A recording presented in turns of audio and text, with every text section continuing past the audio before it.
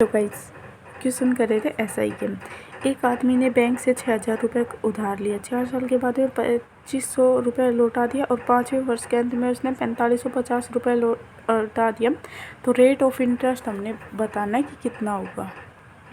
मतलब कोई भी एक इंसान है, वो बैंक के पास में गया और 6,000 रुपये उधार लेके आ गया, ठीक है। अब वो 4 साल तक कुछ भी नहीं करेगा। 4 साल तक अब उसे कुछ भी यूज़ करेगा। 4 साल के बाद में उसको याद आएगा कि भाई उसने तो बैंक से रुपए लिए थे और अब टाइम आ गया उसे 2,500 रुपये लौटाने हैं, ठीक है। तो उसने 2,500 रुपये लौटा दिए। फिर 5वें वर्ष जो उसका अंतिम वर्ष था उसके लिए उसमें उसने 4,550 रुपये लौटा दिए। तो और इसके बाद में उसका पूरा जितना भी उसने ऋण लिया था वो चुकता हो गया। तो हमें बताना है रेट ऑफ इंटरेस्ट कितना है, मतलब कितना उसे ब्याज देना पड़ा। अब देखो उसने 6,000 से जितना भी एक्स्ट्रा रुपए दिया है, एक बार तो 2,500 दिया, एक बार दिया 4,550, तो जितना भी 6,000 से ज़्यादा दिया है वो हमारे पास में क्या हो जाएगा, रेट ऑफ इंटरेस्ट, मतलब सॉरी एसआई हो जाएगा। एसआई क्या आएगा, जो भी हमने 6,000 रुपये दिए थे उसमें से जो भी हमने लौटाए जो एक्स्ट्रा थे वो आ जाएगा हमारे पास में एसआई, मतलब कि वो हमने ब्याज के रूप में दिए हैं, ठीक है। अगर 1 रुपया फालतू दिया है तो वो 1 रुपया आ जाएगा हमारे पास में, और जितने भी दिए हैं वो सब हमारे पास में एसआई आ जाएंगे। तो ये तो इन दोनों का सम हमारे पास में कितना होता है, 7,050 हो जाएगा। तो 7,050 को 6,050 में से माइनस करेंगे तो आ जाएगा 1,050, मतलब कि हमें ब्याज के रूप में कितने रुपए देने पड़े, 1,050 रुपये, ठीक है। तो 1,050 रुपये। अब देखो उसने, अब इसे हम 1 साल के अंदर कन्वर्ट कर लेते हैं इस पूरे ब्याज को ऊपर। अगर यहाँ पे उसे 1 साल के अंदर ये देना पड़ता है, मान लेते हैं 1 साल के अंदर उसने कितना ब्याज दिया, 1,050 रुपये दिया। तो ये 6,000 रुपये अगर वो 1 साल के लिए लेता तो उसने 1,050 रुपये दिए।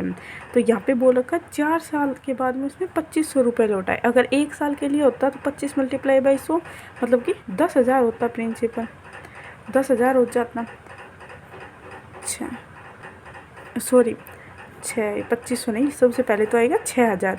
अब उसने 6,000 रुपये ले रखे हैं। 6,000 रुपये लेने के बाद में उसने कुछ भी नहीं किया। 4 साल तक जो भी ब्याज लगेगा वो किस पर लगेगा, 6,000 पर लगेगा।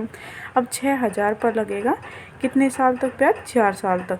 तो अब यहाँ पे हमारे पास में प्रिंसिपल कितना आएगा, 24,000 रुपये, अगर हमने 1 साल के लिए लिए होते तो। अब 1 साल के बाद में जो उसने 6,000 रुपये लिए थे उसमें से उसने कितने चुका दिए, 2,500 रुपये चुका दिए।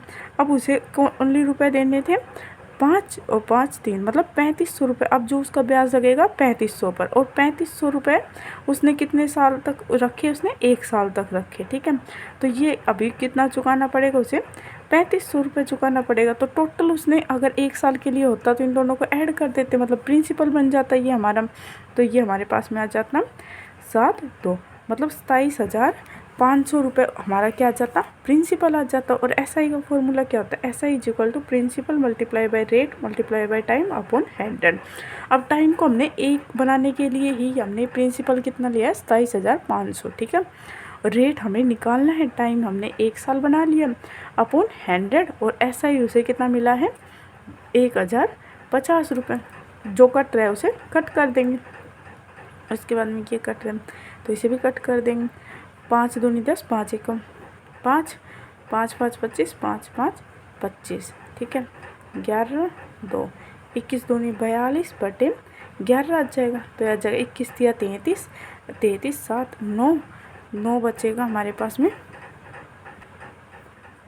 तो 9 बटे क्या आएगा, 11, मतलब कि हमारे पास में रेट ऑफ इंटरेस्ट कितना आ जाएगा, 3 सही 9 बटे 11%। इस रेट पर हमने उससे ब्याज लिया था, ठीक है, उधार।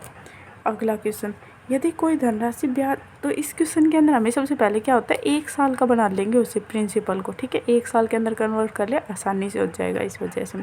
अगला क्वेश्चन, कोई धनराशि साधारण ब्याज से दर से 3 साल में अपने आप की 8 गुना हो जाती है, तो बताओ कितने समय में वह अपने आप की 64 गुना हो जाएगी। अब देखो सेम है हमारे पास में धनराशि, एसआई का फॉर्मूला क्या होता है, PRT अपॉन 100, यही होता है। 100 तो हमारे पास में क्या होता है, कॉन्स्टेंट होता है। अब यहाँ पे बोला गया है कोई धनराशि 3 साल के अंदर अपने आप की 8 गुना हो जाती है। मतलब कि 1 थी, 1 से कितनी हो गई, 8 हो गई। तो कि बढ़ी कितनी, वो 7 बढ़ी। ठीक है, तो यहाँ पे क्या हो गया, प्रिंसिपल। और फिर उसके बाद में बोल रखा है कि तो बताओ कितने समय में वह अपने आप की 64 गुना हो जाएगी। मतलब कि 1 से वो कितनी हो जाएगी, 64 हो जाएगी। ठीक है, इसके करने के तरीके तो काफ़ी सारे, लेकिन ये सबसे आसान तरीका है। देखो हमारे पास में यहाँ पे क्या होगा, ऐसा ही चेंज होगा। ठीक है, चेंज हो रहा है, 7 था, टाइम बढ़ा तो यहाँ पे कितना हो गया, 63 हो गया। प्रिंसिपल हमने सेम लिया, यहाँ पे भी सेम, यहाँ पे भी सेम। रेट हमारे पास में दोनों के अंदर सेम है।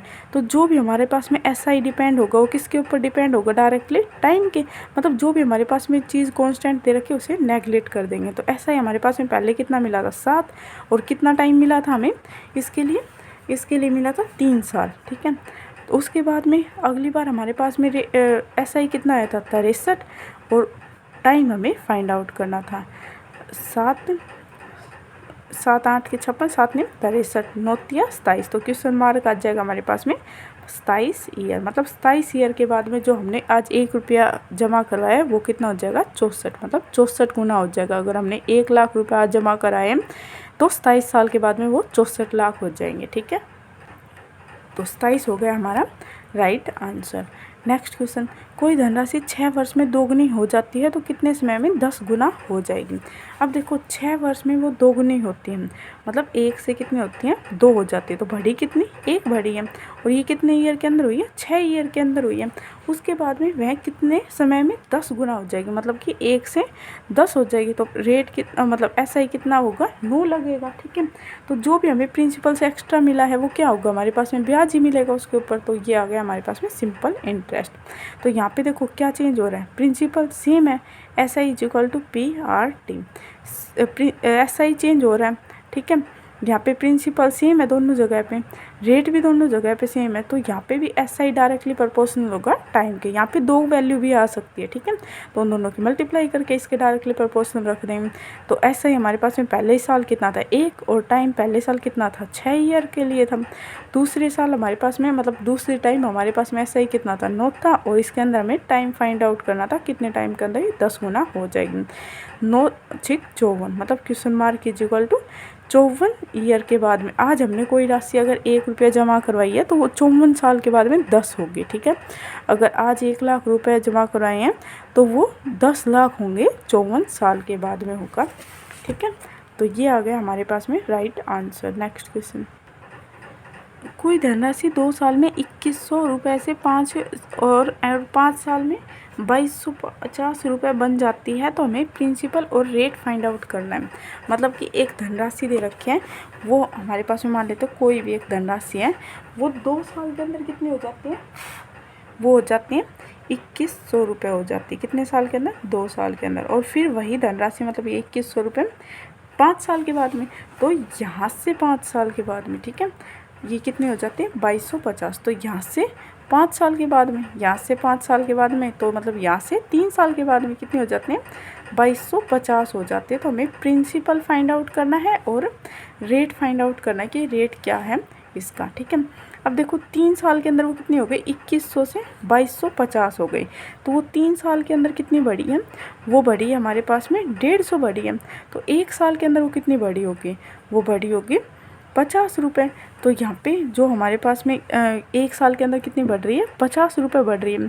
और जो भी हमारे पास में रेट होता है वो हमेशा प्रिंसिपल पर निकाला जाता है। ठीक है, तो ये हमारे पास में कितना है, 50 रुपये बढ़ी है।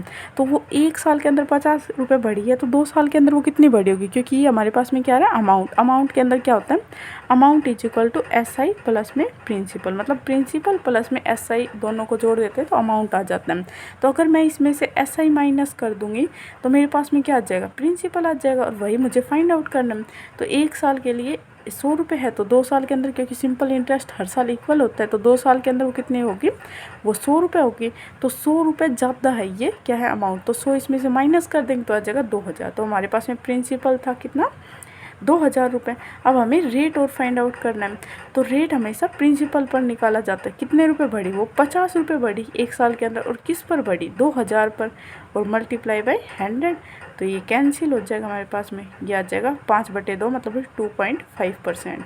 प्रिंसिपल तो आ गया 2000 और रेट कितना आ गया? 2.5% हो जाएगा हमारा राइट आंसर। नेक्स्ट क्वेश्चन, कोई निश्चित राशि किसी निश्चित समय में 5% की दर से 350 रुपये हो जाती है तथा वहीं धनराशि उसी समय में 3% की दर से 250 रुपये हो जाती है, तो वह राशि और समय हमें फाइंड आउट करना है। मतलब बोल रखा है कि हमारे पास में कोई धनराशि दे रखी है, वो एक निश्चित समय के अंदर, टाइम नहीं दे रखा हमारे पास में। उस क्वेश्चन के अंदर क्या था? टाइम दे रखा था, इसके अंदर टाइम नहीं दे रखा। ठीक है, 5% की दर से होती है, 350 हो जाती है, और वहीं धनराशि उसी समय के अंदर, जितना टाइम यहाँ पे पहले मिला था, अगर मान लो यहाँ पे 2 साल था तो यहाँ पे भी 2 साल के बाद में 3% की दर से वो 250 रुपये हो जाती है। तो हमें राशि बतानी है और टाइम बताना है कि कितना टाइम हमने दिया है। ठीक है, तो कोई धनराशि थी, वो 5% की दर से तो कितनी हो गई? वो हो गई 350 रुपये हो गए।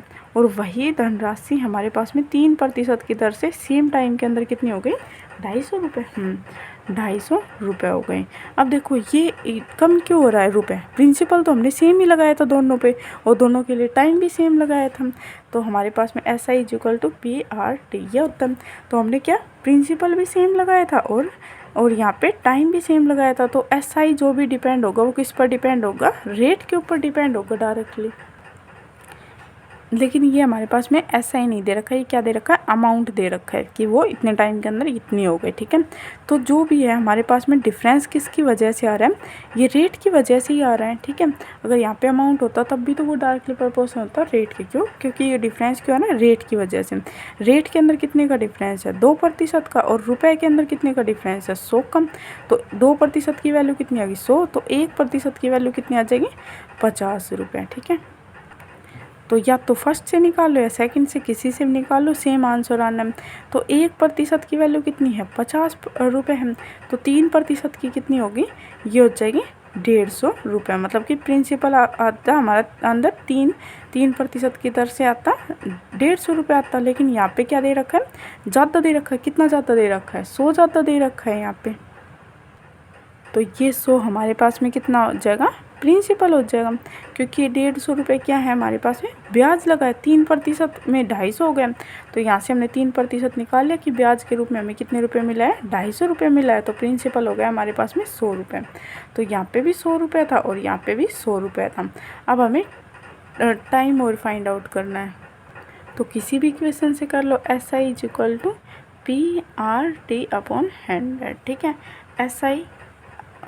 SI हमारे पास में यहाँ पे कितना मिल रहा था? 150 = प्रिंसिपल कितना है हमारे पास में? 100/100 कैंसिल हो जाएगा। रेट कितना दे रखा? 3%। तो टाइम फाइंड आउट करना है। 3 5 15 0 मतलब कि 50 साल हो जाएगा हमारा राइट आंसर। टाइम कितना होगा? 50 साल, और प्रिंसिपल हो गया 100 रुपये हमारा राइट आंसर।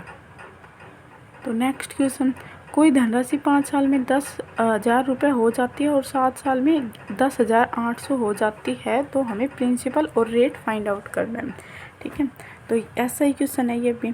कोई भी हमारे पास में एक धनराशि दे रखी है। ठीक है, वो पहले 5 साल के अंदर कितनी हो जाती है? 10,000 हो जाती है।